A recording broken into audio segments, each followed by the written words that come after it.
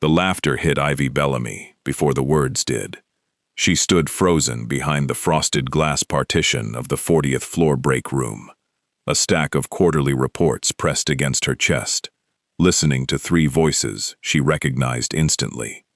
Did you see her order at lunch? 2 desserts. Honestly, at that size, I'm surprised she can fit through the elevator doors. Priya's voice, sharp with amusement, carried easily through the thin wall. I heard Mr. Rocchetti is doing a department review next month, said Marcus, one of the junior analysts. Maybe they'll finally get rid of dead weight. Literally. A ripple of laughter followed, and Ivy felt her face burn, her fingers tightening around the edge of the folder until the paper creased. She had spent 3 years at Rocchetti Holdings, proving herself with numbers that never lied, catching discrepancies no one else noticed, working weekends nobody thanked her for. None of it seemed to matter next to the size of her body, and for one unsteady moment, she almost let herself believe them. She almost turned to leave, to swallow the humiliation quietly the way she always did. Then she heard a fourth voice, low and unfamiliar in tone, cut through the room like a blade, drawn slowly from its sheath. Finish that sentence. The break room went silent, so fast Ivy could hear the hum of the refrigerator. She peered through the gap in the glass and saw him. Alessandro Rocchetti, CEO of Rocchetti Holdings, dressed in a charcoal suit that fit like a second skin, standing in the doorway with his hands in his pockets and an expression carved from stone. Nobody had heard him come up the back stairwell. Nobody ever did. Priya's face drained of color. Mr. Rocchetti, we were just. I heard exactly what you were just. His voice didn't rise. It didn't need to. Every syllable landed with the weight of a closing door. Marcus, you have 30 seconds to explain to me why an analyst on my payroll thinks it's his place to discuss anyone's body in my building. Marcus opened his mouth and produced nothing. Alessandro's dark eyes moved slowly across the three of them, and Ivy watched something in the room change, the air pressure shifting the way it did, before a storm broke. I don't tolerate cruelty dressed up as humor, he said. Not in this office. Not from people who haven't earned the right to judge anyone. Ivy's heart was hammering so hard, she was certain he could hear it through the glass. She had never once, in 3 years, exchanged more than a passing nod with the man who owned the company, and, according to whispers she'd always dismissed as gossip, owned considerably more than that, across the city. Alessandro Rocchetti did not attend the same meetings as senior analysts. He did not know her name. She was almost sure of that. She was wrong. Ms. Bellamy, he said, without turning his head, without any indication he'd known she was there at all. You can come out now. Her stomach dropped. She stepped around the partition, clutching the folder like a shield, cheeks burning with a humiliation now doubled, because the only thing worse than being mocked was being witnessed hearing it. Priya wouldn't meet her eyes. Marcus stared at his shoes. Alessandro studied her for a long moment, and Ivy braced herself for pity, the thing she dreaded more than cruelty. It didn't come. His gaze held nothing soft, nothing performative. It was assessment, precise and unhurried, the same way she imagined he looked at a balance sheet before deciding whether a company lived or died. Bring the Holloway audit to my office in 10 minutes, he said finally. The real numbers, not the summary Vanessa's team submitted. Ivy blinked. Sir, you flagged an inconsistency in that file 2 weeks ago. I read your notes. A faint pause, something unreadable passing behind his eyes. You were the only one who did. He turned to leave, then stopped at the doorway, speaking without looking back, and his words landed on the room like a verdict. Priya, Marcus, Human Resources will be reviewing your conduct today. I'd start rehearsing something better than an apology. The door swung shut behind him. For a moment, nobody in the break room breathed. Ivy stood rooted to the spot, pulse roaring in her ears, the folder trembling slightly in her hands. She didn't know which frightened her more, The fact that Alessandro Rocchetti had memorized her audit notes word for word, or the fact that for the first time in 3 years, someone in that building had actually seen her. She had 10 minutes to reach his office. She had no idea that the numbers in her hand, numbers she'd flagged almost as an afterthought, were about to unravel a conspiracy that ran through the marrow of the company, one that Vanessa Kane had spent 2 years burying. And she had no idea that the man waiting for her upstairs had buried a brother because of a woman who'd once smiled at him the way Priya smiled at her paycheck, and that he had promised himself, standing over that grave, never to let anyone close enough to do it again. Ivy smoothed her blouse, straightened her spine, and walked toward the elevator, unaware that the 10 minutes ahead of her would change the entire shape of her life.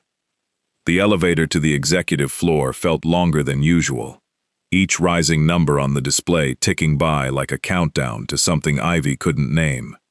She smoothed the folder against her chest, aware of her own reflection in the polished steel doors, and hated herself a little for the old, familiar reflex of sucking in her stomach before catching her own eyes and refusing to keep doing it. She had worked too hard to shrink herself for anyone. Alessandro's office occupied the entire northern corner of the 40th floor, glass walls overlooking Manhattan, like a throne room built out of steel and silence. His assistant, an older man named Renzo who never smiled and never needed to, waved her through without a word. Ivy stepped inside to find Alessandro standing at the window, his back to her, jacket discarded over the chair, sleeves rolled to his forearms. "You're early," he said, without turning. "You said 10 minutes. "I did." He turned then, and something in his expression had shifted from the controlled fury of the break room into something colder, more deliberate. "Sit." She sat. He didn't. He remained standing, arms crossed, studying her the way she imagined he studied contracts before he signed them, searching for the clause someone had hidden in the fine print. It made her want to fidget. She didn't let herself. "Tell me what you found in the Holloway file," he said. "Not the summary. What you actually saw." Ivy opened the folder, steadying her voice, the way she always did, when numbers were the only thing standing between her and being dismissed. 3 vendor payments, routed through a shell account in Newark. Individually, they look like standard subcontractor fees. Together, over 18 months, they total $2.4 million, moving through a company that doesn't have a working phone number or a single employee on LinkedIn. And you reported this to whom? I flagged it in my notes and sent it up through the standard channel. To Vanessa's office. Ivy hesitated. It was never actioned. I assumed it had been reviewed and cleared. Something flickered behind Alessandro's eyes, gone before she could name it. "Nothing gets cleared in this building without my signature, Ms. Bellamy, and I never saw this." The room went very still. Ivy understood, in that moment, that she had just said something far more dangerous than she'd realized, and that the man in front of her had understood it, several seconds before she had. "You're telling me," he said slowly, "that a $2.4 million irregularity was flagged, buried, and never reached my desk. I'm telling you what the file shows. Do you have copies? Anything not filed through the shared system? I keep my own working notes. I always have." She hadn't known, until she said it aloud, how much that instinct, born from years of being doubted and needing proof, was about to matter. Alessandro finally sat, lowering himself into the chair across from her, instead of behind his desk, an unexpected closing of distance that made her spine go rigid. "Miss Bellamy, how long have you worked here?" 3 years, 2 months. And in 3 years, 2 months, has anyone in this building ever asked your opinion on anything beyond your assigned spreadsheets? The question landed somewhere tender she hadn't expected him to touch. "No," she admitted. "Not really." Then they were fools. He said it flatly, without warmth, a statement of fact rather than a compliment. and somehow that made it land harder than flattery ever could have.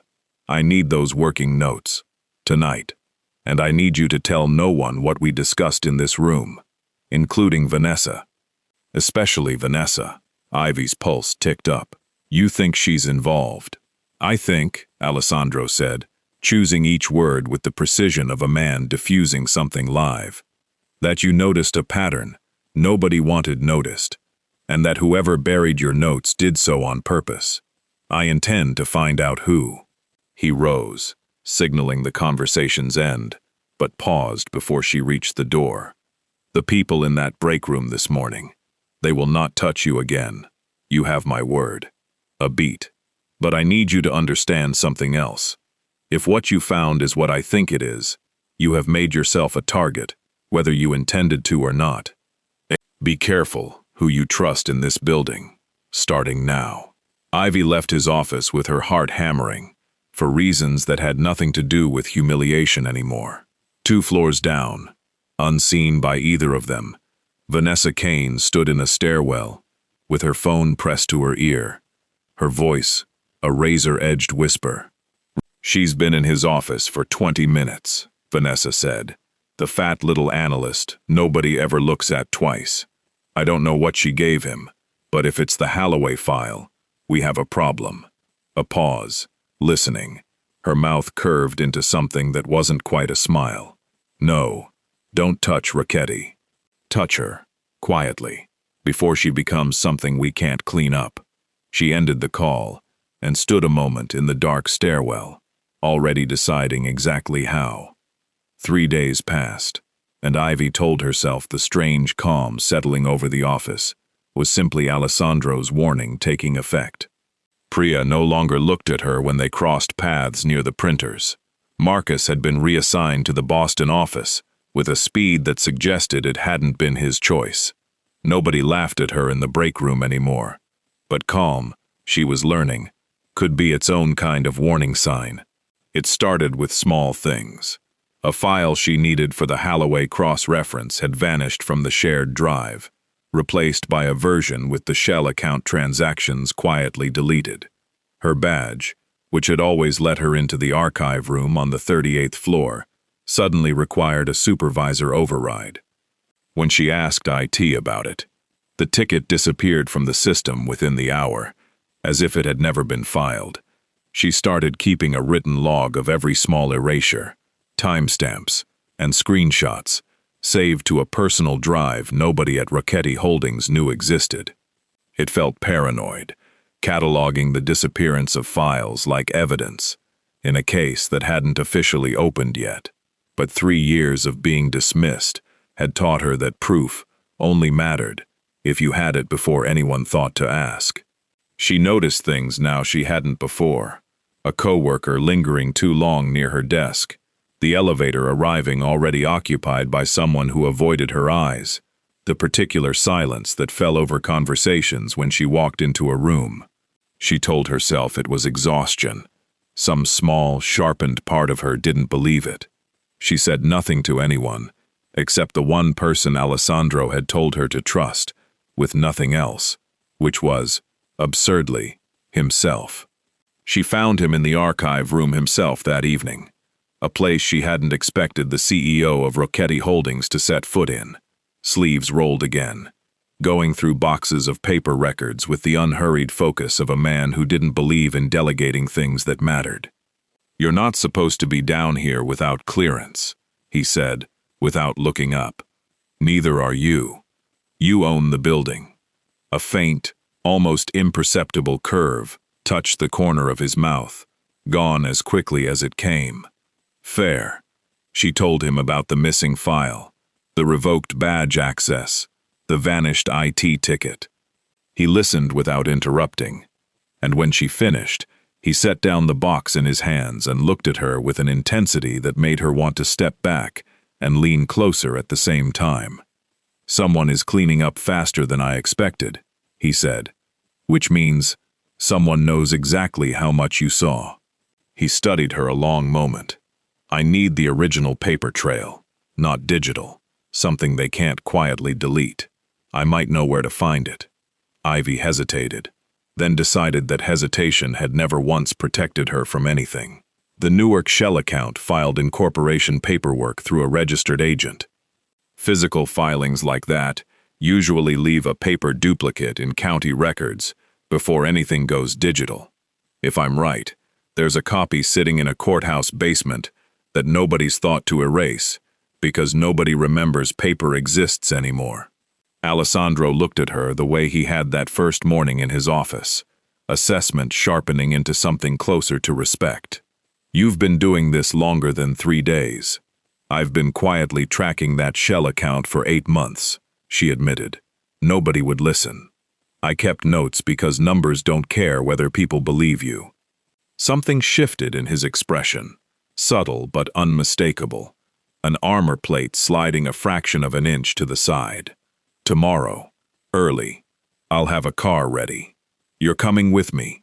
I'm not letting you walk into a county records office alone, while someone in my own building is actively working to make you disappear from the story. His voice hardened on the last words, and Ivy felt something warm and unfamiliar bloom in her chest, at being, for once in her professional life, someone worth protecting, rather than someone easy to overlook. She almost missed what happened next. As they turned to leave the archive room, Alessandro's hand came up instinctively, resting briefly against the small of her back to guide her around a stack of fallen boxes, a gesture so natural neither of them seemed to register it until it was over. Ivy's skin burned faintly beneath the thin fabric of her blouse, long after his hand had dropped away. Alessandro's jaw tightened, and he said nothing, but his eyes lingered on her a beat too long before he looked away first. Neither of them saw Vanessa Kane standing at the far end of the corridor, phone raised, capturing the moment in a single photograph before slipping silently back into the stairwell. By the time Ivy reached the parking garage that night, her phone buzzed with a message from an unknown number, 4 words that stopped her cold in the middle of the concrete stairwell. "We know what you found." Ivy stared at the message until the screen dimmed and went black in her hand. She read it again in the dark, then a third time, her thumb hovering over the reply field before she forced herself to lock the phone and slide it into her bag. She didn't sleep that night. She lay awake, cataloging every person who could possibly know, running the list the way she ran a spreadsheet, searching for the one variable that didn't balance. She told Alessandro the next morning, in the back seat of a car, gliding toward the county records office, and watched his expression go very still. The particular stillness, she was learning, meant something dangerous was happening behind his eyes, rather than nothing at all. "Show me," he said. She did. He read the message twice, then handed the phone back without comment, though his jaw had tightened in a way that made the muscle there visible beneath his skin. "You're not going home alone tonight," he said. "I can take care of myself. I don't doubt that." He turned to look at her fully then, and something in his voice dropped lower, rougher at the edges. "That isn't the point. The point is that you shouldn't have to." The courthouse basement smelled of dust and old paper, fluorescent lights buzzing over rows of filing cabinets that hadn't been touched in years. It took them 40 minutes of searching before Ivy's fingers found what she was looking for, a manila folder wedged behind a decade of unrelated incorporation records, the registered agent's name typed in faded ink. She held it up, hands trembling slightly, and Alessandro crossed the narrow aisle to stand beside her, close enough that she could feel the warmth radiating from him in the cold basement air. "Read it," he said quietly. She did, and the name typed at the bottom of the registration made her breath catch. Not Vanessa Kane's name. A name Ivy didn't recognize at all, but one that made Alessandro go rigid beside her, his hand closing slowly into a fist at his side. "That's impossible," he said, so low she almost didn't hear it. "You know this name. That name belongs to a man who died 6 years ago." His eyes had gone somewhere far away, somewhere that had nothing to do with the basement around them. A man who worked for my father before he worked against him. Ivy watched something crack open behind his composure. The first real fracture she'd seen since the morning in the break room. She didn't ask the obvious question, the one about what had happened to that man, because she could see the answer written in the tight line of Alessandro's shoulders, in the way his hand had gone to rest, unconsciously, over his own ribs, as though an old wound had reopened without warning. "He's dead," Alessandro said again, quieter this time, as if repeating it might make it truer, which means someone is using his identity as a shield, someone who knew him well enough to have his signature, his documentation, everything needed to file a company in a dead man's name and make it look clean. Someone inside your organization. Someone who's been inside my organization for a very long time. His eyes came back to her, sharp and focused again, though something haunted lingered at their edges. "This is bigger than embezzlement, Ivy." It was the first time he'd used her first name. She felt it land somewhere unguarded in her chest. "Then we go to the police," she said. "No." The word came out harder than she expected. "Not yet. Not until I know how deep this runs. And not until I know you're safe. If whoever sent that message finds out what we just found, they won't send a text next time." He reached out then, tucking the folder gently from her hands into his own, his fingers brushing hers in the process, lingering half a second longer than necessary before he stepped back, visibly recalibrating himself.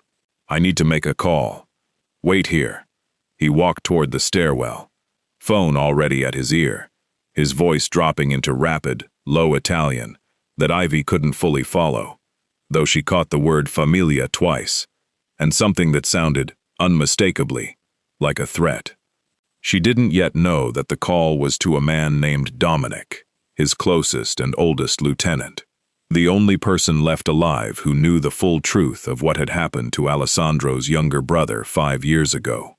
She didn't yet know that the dead man's name on the filing was the same name that had once, in a betrayal Alessandro had never spoken of to anyone in this new life, opened the door that let his brother walk into an ambush he never walked out of.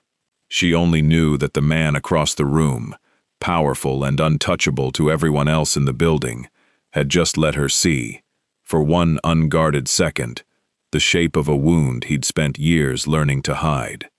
And she knew, standing alone in that basement, with a stranger's ghost between them, that whatever this was becoming, there was no version of it that let her walk away untouched.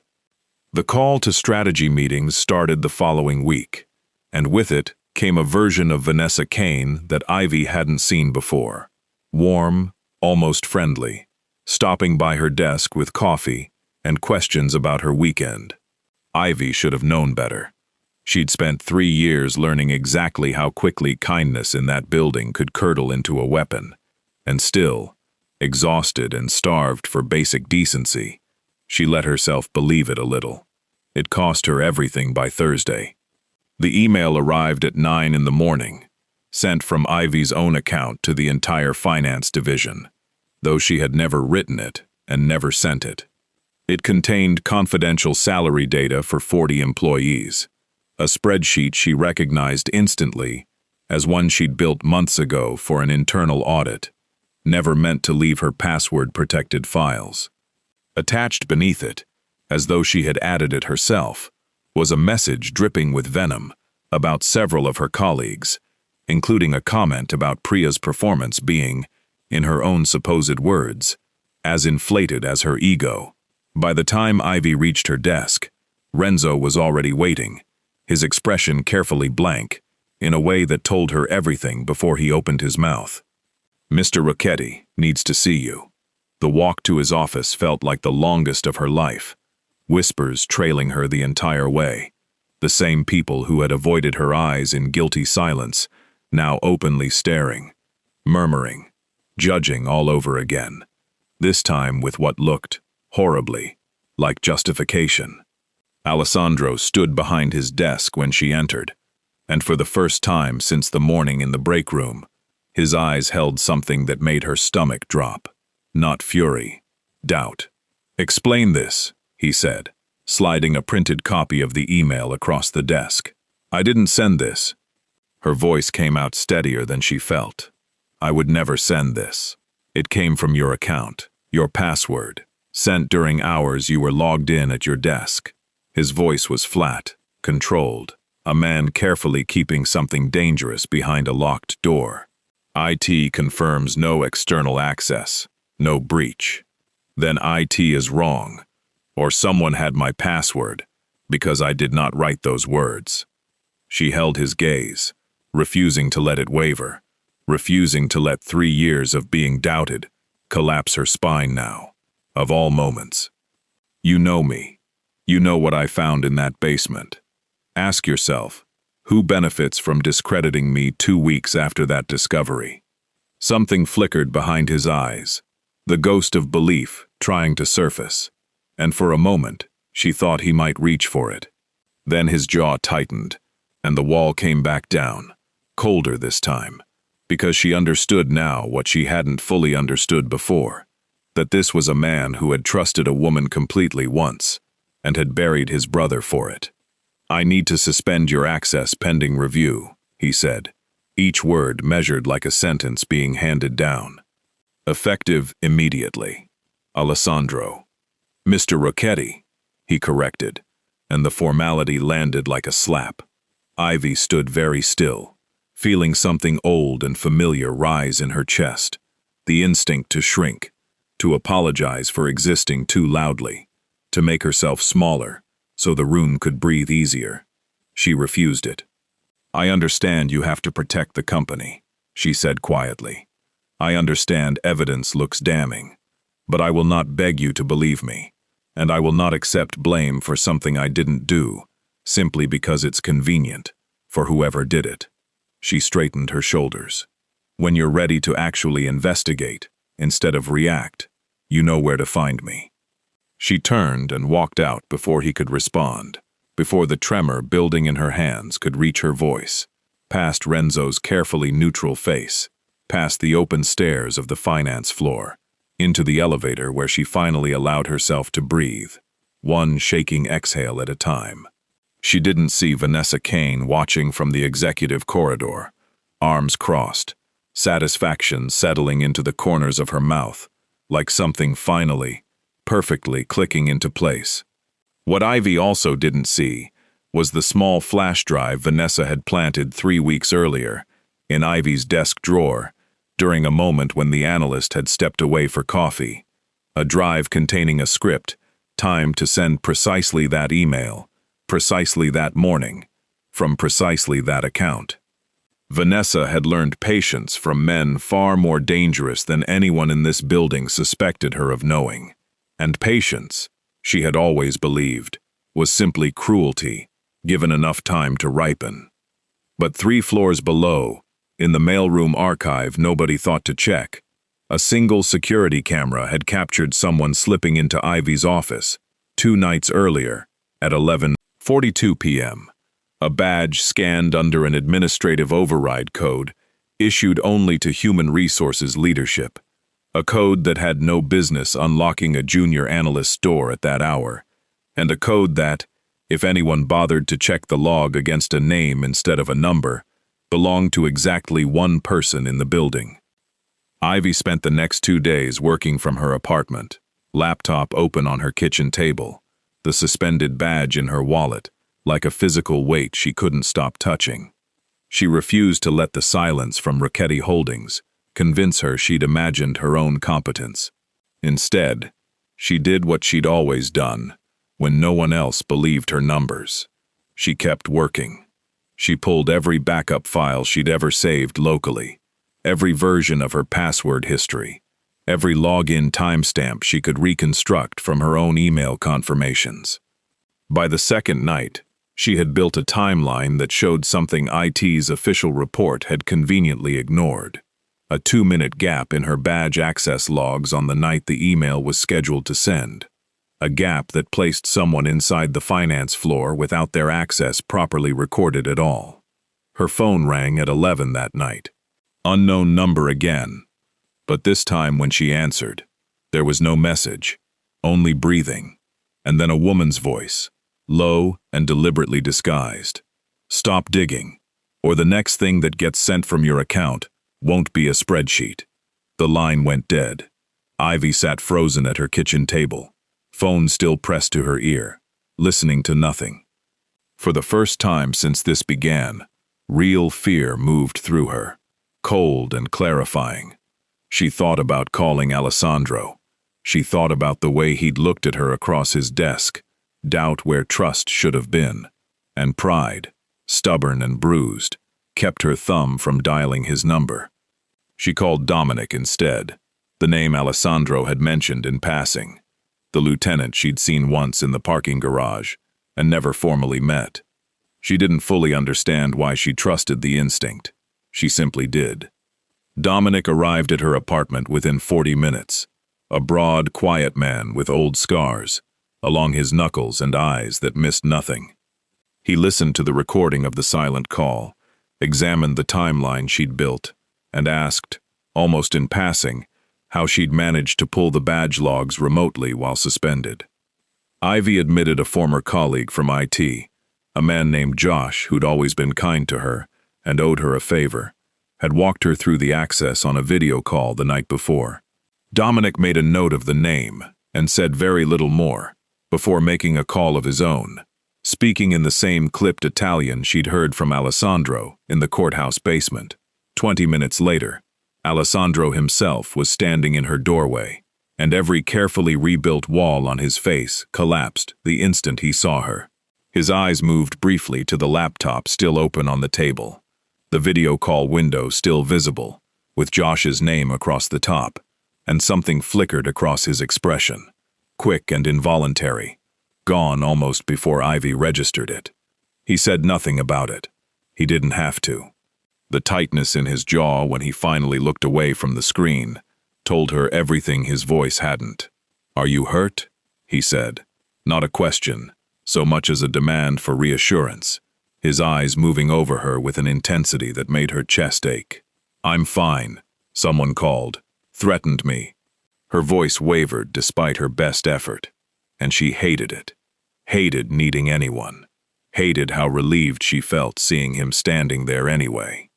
He crossed the apartment in 3 strides and stopped short of touching her, hands flexing at his sides. "I should never have suspended you. You believed evidence. I understand that. I believed evidence over you," he said, low and rough. "And I have spent 5 years telling myself I would never make that mistake again. And I made it in under a week." He exhaled, something raw crossing his features. "I owe you more than an apology. You owe me an investigation," she said, steadier now, pulling herself back into the version of herself that didn't fall apart, not even for him. "I have the badge log discrepancy. 2 minutes unaccounted for on the finance floor, the night the email was scheduled. Cross-reference that against everyone who had access that week, and you'll have your list of suspects." Something like awe moved briefly across his face before he masked it. "You built this, alone, while suspended. Nobody was going to do it for me." He studied her for a long moment, closer now than he'd ever stood before, close enough that she could see the fine lines of exhaustion around his eyes, the restrained tension in his jaw. "I am going to fix this," he said quietly, "and I am going to find whoever put your safety at risk. And they will regret it, in ways that have nothing to do with corporate policy." That sounds like a threat. It's a promise. His voice dropped further, and for the first time since she'd known him, something unguarded slipped through, quiet and certain. "I don't make those lightly, and I don't make them for people who don't matter to me." The words hung in the small apartment between them, heavier than either of them seemed ready to address. Ivy's heart pounded, caught between fear for her safety and something entirely different unfurling beneath it, something she didn't have the luxury of examining, while a threatening call still echoed in her memory. Neither of them noticed the sedan idling across the street, engine running, a figure inside watching Ivy's lit apartment window with patient, calculating eyes, waiting for Alessandro Rocchetti to leave, so the real plan could finally begin. Dominic's investigation moved fast once Alessandro gave the order, faster than Ivy expected, though she was beginning to understand that very little in Alessandro's world moved at ordinary speed. By the following afternoon, security footage from the finance floor had been pulled, cross-referenced against badge logs, narrowed down to a 2-minute window that placed exactly one person on that floor who shouldn't have been: Vanessa Kane. Ivy sat across from Alessandro in his office as Dominic laid the footage on the desk between them, grainy but unmistakable. Vanessa's figure slipping into the finance corridor at 11:40 on the night in question, a small object glinting briefly in her hand before she disappeared from frame. "That's the flash drive," Ivy said quietly. "It has to be." Alessandro's expression had gone somewhere cold and distant. The particular stillness Ivy now recognized as barely contained fury. "Vanessa has worked for this company for 6 years. She was one of the first people my father trusted when I took over operations." "Which is exactly why no one would think to suspect her," Dominic said grimly. I ran deeper. "She's been making calls to a number registered under a shell corporation in Jersey. Same registered agent as the one on your dead man's paperwork, Alessandro." The room went very still. Ivy watched something shift behind Alessandro's eyes, pieces sliding into place with the particular horror of a man realizing a wound he'd thought closed had never actually healed, only scarred over something still bleeding underneath. "The Castellano family," Alessandro said, so quietly Ivy almost didn't hear it. Dominic's jaw tightened. "It fits. They've wanted a foothold in your operations since before your father died. If Vanessa's been feeding them financial intelligence for years, skimming through shell accounts, they've had eyes inside your company since before your brother." "Enough." Alessandro's voice cut through the room like a blade, and Dominic fell silent immediately, though his eyes flicked to Ivy with something like caution. Ivy didn't fully understand the reference, but she understood the way Alessandro's hand had curled into a fist on the desk, the way his breathing had gone shallow and controlled, the particular grief of a man revisiting a door he'd spent years keeping shut. She reached out, almost without deciding to, and rested her hand lightly over his fist on the desk. He went still beneath her touch. Then, slowly, his fingers uncurled beneath hers. "Tell me," she said quietly. "Whatever this is, you don't have to carry it alone in this room." Dominic excused himself without being asked, closing the door softly behind him. Alessandro was quiet for a long moment, his hand still beneath hers, before he spoke, his voice stripped of its usual armor. "My brother Matteo died 5 years ago. An ambush, supposedly random, supposedly bad luck." He exhaled slowly. "I always suspected someone fed the Castellanos his location that night. I never found proof. I buried him, and I buried the question with him, because chasing it meant admitting someone close to my family had betrayed us, and I couldn't survive not knowing who to trust after that. And now you think it was connected to this," Ivy said softly. "To the shell account, to Vanessa." "I think," Alessandro said, meeting her eyes fully, "that the woman who has sat 2 floors above you for 6 years may have helped kill my brother, and has spent every day since pretending to mourn him at company memorials I organized." His voice hardened, grief curdling visibly into something sharper. "And I think she tried to destroy you the moment she realized you'd found the thread that could unravel it." Ivy felt the weight of that settle over her, the understanding that she had stumbled, entirely by accident, into the center of a wound, 5 years deep, one that had shaped the man in front of her into someone who trusted almost no one, and had, somehow, without either of them fully choosing it, begun trusting her. "We need proof," she said, "not suspicion. Something that holds up. We will get it." Alessandro's hand turned beneath hers, fingers lacing loosely through her own, a gesture neither practiced nor smooth, the gesture of a man unused to reaching for comfort, and choosing, deliberately, to reach for it anyway. But Ivy, once we move against her, she will know we're coming, and people like Vanessa do not go quietly. If she believes she's about to lose everything, she will burn down whoever is closest to me, to do the most damage on her way out. You mean me. I mean you. His grip tightened slightly, something fierce and unguarded flickering across his face. And I am not willing to lose you to prove a point 5 years too late for Matteo.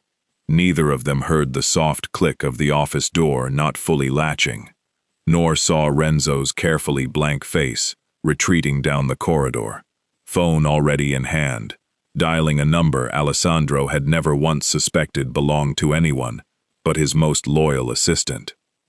The message came through Ivy's personal email at 6 the next morning, before she'd even had coffee, before she'd fully processed what had passed between her and Alessandro the night before.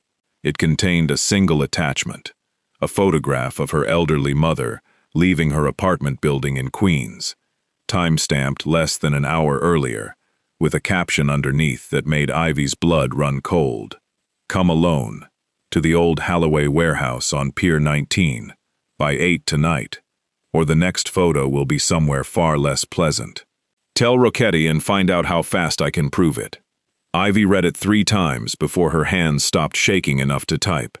She wanted to call Alessandro immediately, every instinct screaming at her to put this in his hands, but the threat had been specific, deliberate, aimed exactly at the one thing that could keep her silent. She thought of her mother's soft, worried face, the woman who had raised her alone, who had no idea her daughter had stumbled into a war between Mafia families. She went to Dominic instead, reasoning, correctly, that he would tell Alessandro regardless, but that going through him gave her a chance to think clearly, before Alessandro's fury made rational planning impossible. Dominic's face went hard reading the message. This is Vanessa. Has to be. She's out of time, and she knows it. If I don't go, she hurts my mother. If you do go, she probably hurts you instead, and your mother anyway, once she's finished.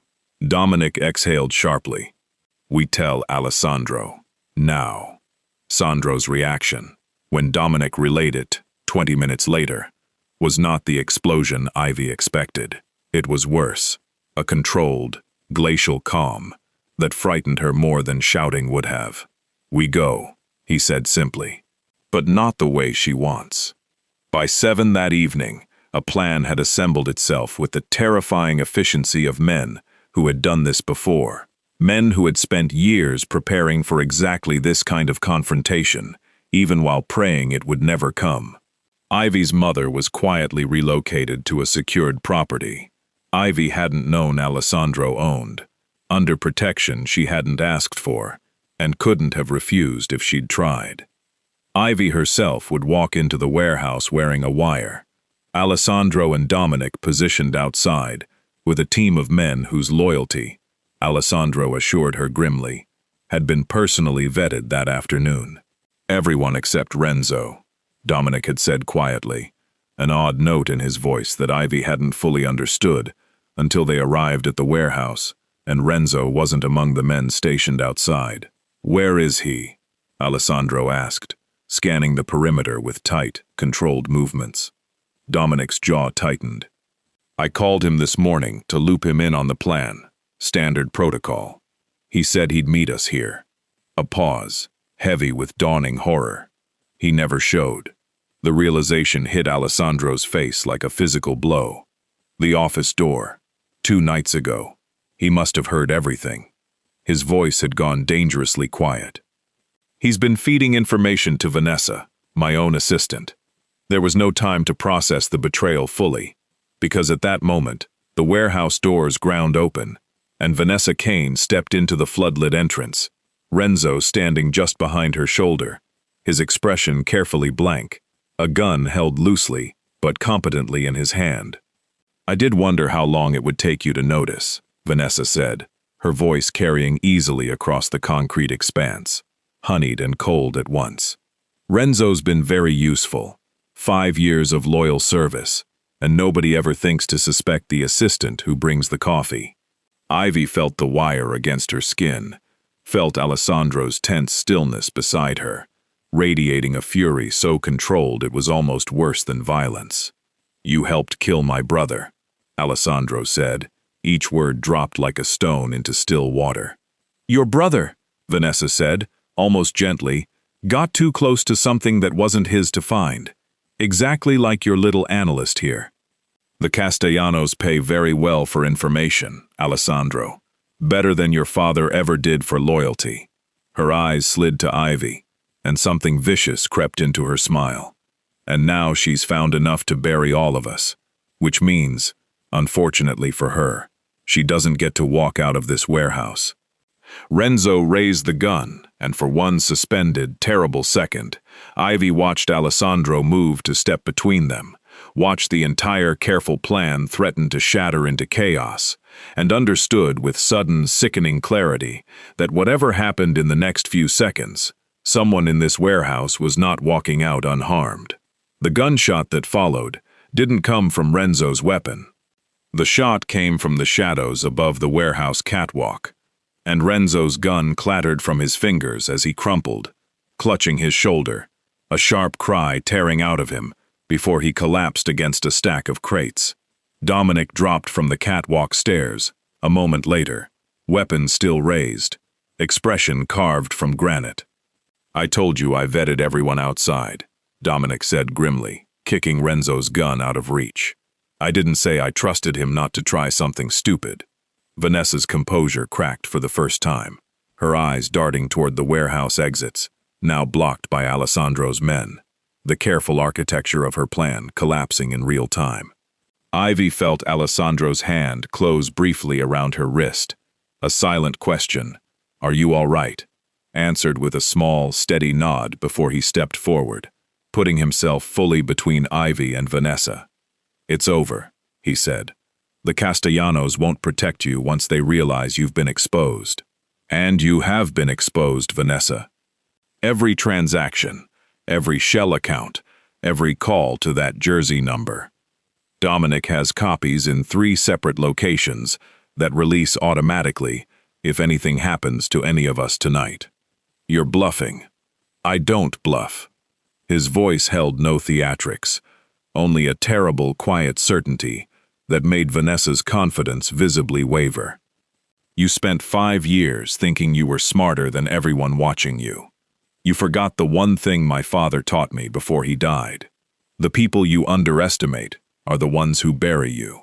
Vanessa's eyes cut to Ivy, venom and desperation mixing into something raw. "She's nothing. An analyst nobody looked at twice until you decided to play hero. She's the reason your 5 years of careful work unraveled in 3 weeks," Alessandro said, and something in his voice, low and fierce, made Ivy's chest tighten.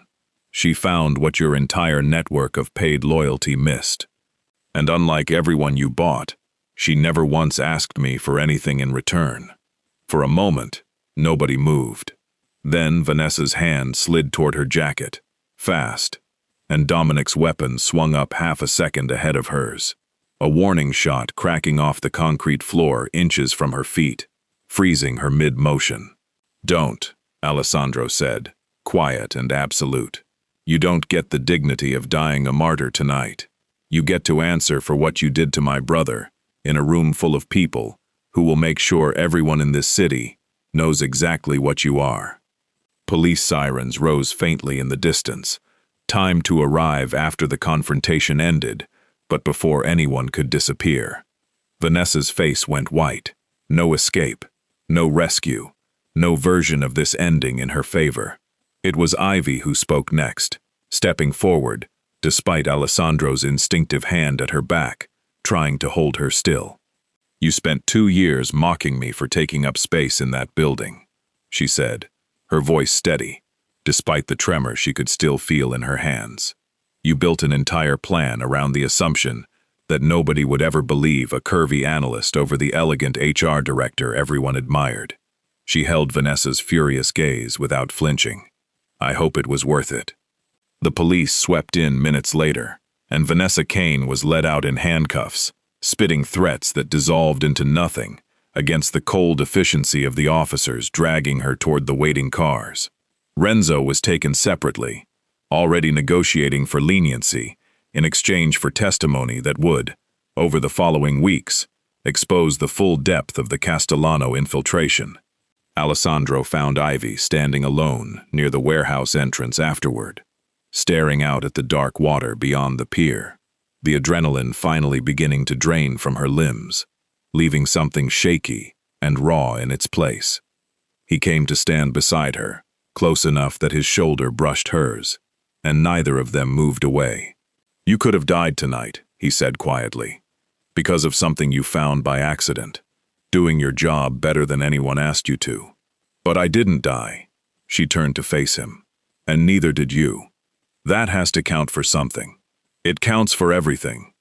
His hand came up, tentative in a way she'd never seen from him, brushing a strand of hair back from her face, with a gentleness that contradicted every cold, controlled version of him she'd known before tonight.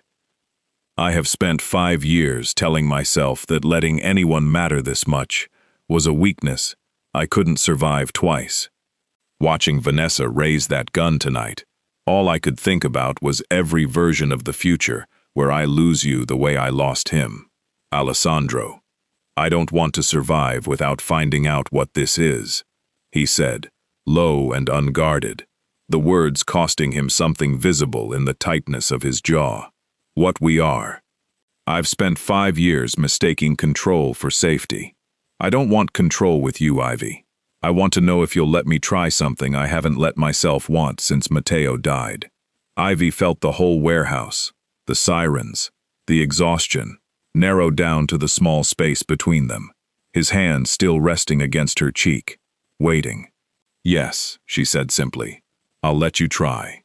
He kissed her then, careful at first, as though relearning something he'd forgotten he was allowed to feel, and Ivy kissed him back with all the certainty of a woman who had spent years being overlooked, and had finally, unmistakably, been seen.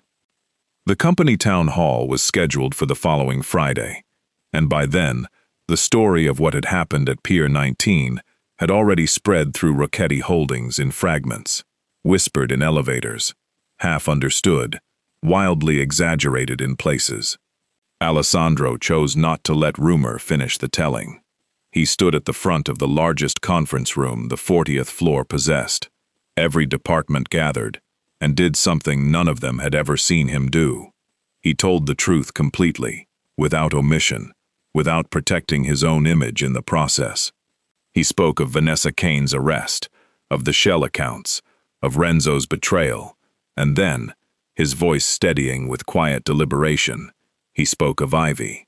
3 weeks ago, in this building, I watched employees mock a colleague for her body while she stood 20 feet away, he said, his eyes moving slowly across the room, lingering, briefly, on Priya, who sat very still near the back. That same colleague uncovered a conspiracy that had been quietly bleeding this company and endangering lives for years, one that every other analyst with access to the same files had missed entirely. She did it while being underestimated by nearly everyone in this room.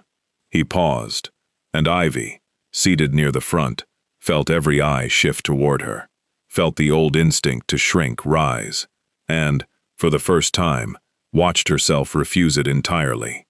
Ivy Bellamy is being promoted to Director of Financial Integrity, a position created specifically because this company needs someone with her judgment, sitting in rooms where decisions are made, not buried in a cubicle where her insight can be quietly ignored.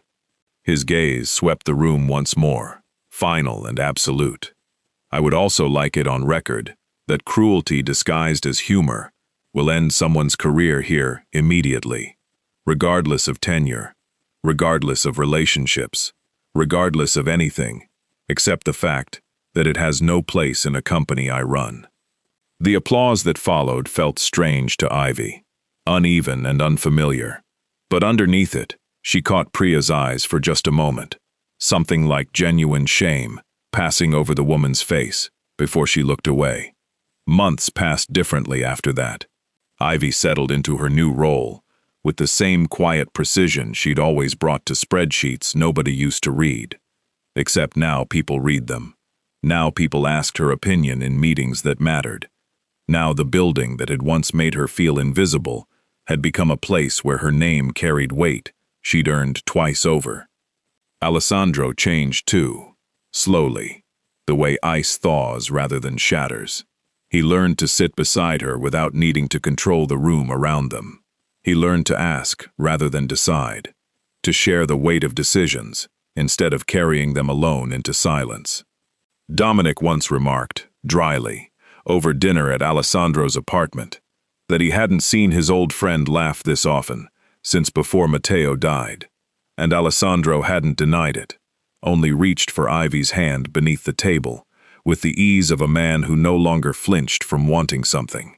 He proposed in November, not with theater or spectacle, though he could have afforded either 100 times over, but quietly, in the archive room where they'd first stood together, searching for a truth nobody else believed existed. He knelt among the same dusty filing cabinets, ring in hand, and told her that she had taught him the difference between control and trust, and that he intended to spend the rest of his life proving he'd learned the lesson. "You once told me nobody in this building ever asked your opinion," he said, voice rough with something he no longer bothered hiding. "I intend to spend every day for the rest of my life asking for it. Marry me, Ivy." She said yes, with tears she didn't bother wiping away. In the same basement archive, where a dead man's forged signature had once threatened to unravel both their lives, and where instead it had built something neither of them had believed themselves capable of surviving to find. At their wedding the following spring, Priya sat in the audience among the invited colleagues, applauding with what looked, finally, like sincerity. Ivy wore a gown that fit her exactly as she was, no apology stitched into a single seam, and walked down the aisle toward a man who had once ruled his world through fear, and now stood at its center, simply wanting to be chosen. Alessandro watched her approach with an expression the whole city would have found unrecognizable, unguarded, undone, entirely hers, and thought, not for the first time, that loving her hadn't made him weaker. It had